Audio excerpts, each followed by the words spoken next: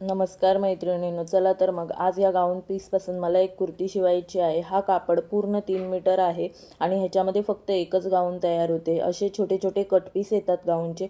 तर आज या गाऊन पीसपासून मला शॉर्ट कुर्ती शिवायची आहे। तर पहिलं कमरेची उंची टाकून घेतली आणि तेवढाच कापड कट करून घेतला, कारण की बाकीचा कापड आपल्याला घेरसाठी वापरायचा आहे। तर पहिली उंची बघितली पूर्ण व्यवस्थित आहे का। त्याच्यानंतर शोल्डर होतं 16 इंच, तर 8 इंचावरती मार्क करून घेतलं।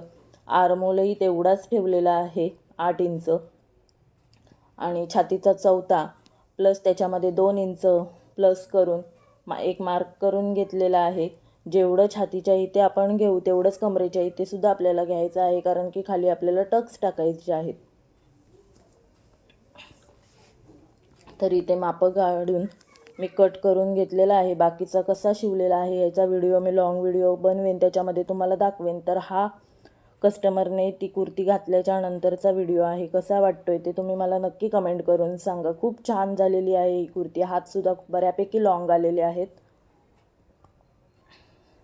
आणि कस्टमरला ही कुर्ती खूप आवडलेली आहे। तुम्हाला कशी वाटली ते नक्की सांगा। तुम्हाला हवी असेल तर व्हॉट्सअप करायला विसरू नका।